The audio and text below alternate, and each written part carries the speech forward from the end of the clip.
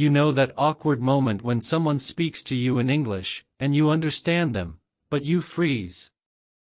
You want to reply, but nothing comes out. Your brain searches for the right words, but they're just out of reach. It's not that you don't know English. It's that when it matters most, your confidence disappears. One of the best ways to fix this is by learning through stories.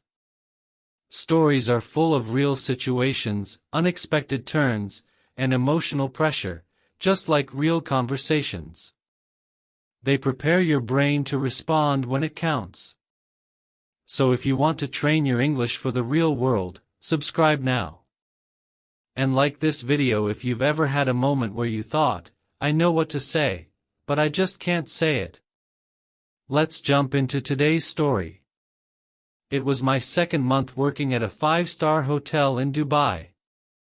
I was part of the front desk team, checking guests in, answering questions, and helping with anything they needed. Most of our guests were international, so English was the main language on the job. One morning, just after I started my shift, the manager pulled me aside and said, "We have a VIP guest checking in this afternoon. Be sharp." That usually meant a politician or a billionaire's assistant. I didn't think much of it. But later, when the black SUV pulled up and the hotel doors opened, I froze. Cristiano Ronaldo walked in. He was surrounded by 3 men, probably security, and wore dark sunglasses even though we were indoors. But there was no mistaking him. Every guest in the lobby turned their head. Even the other staff went silent.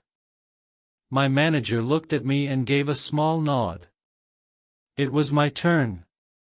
I took a breath, walked up, and said, "Welcome to our hotel, Mr. Ronaldo.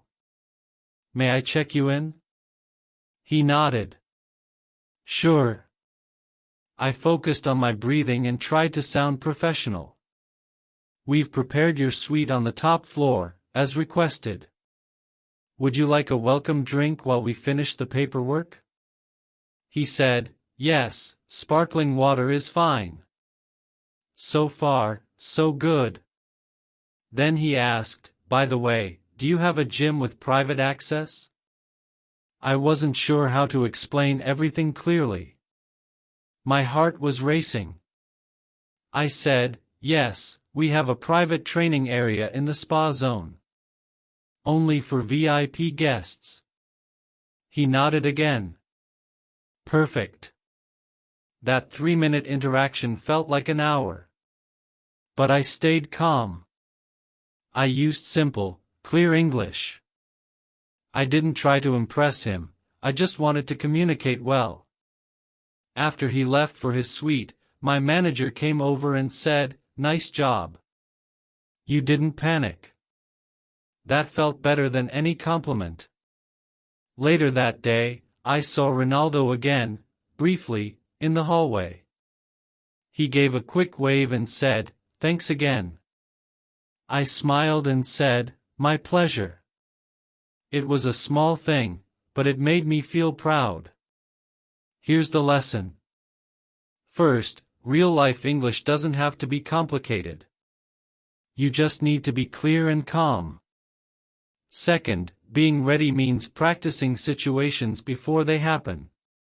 That's what stories like this help you do. Third, confidence comes from repetition.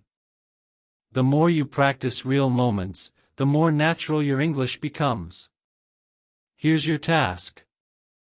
Write a short script where you meet someone important.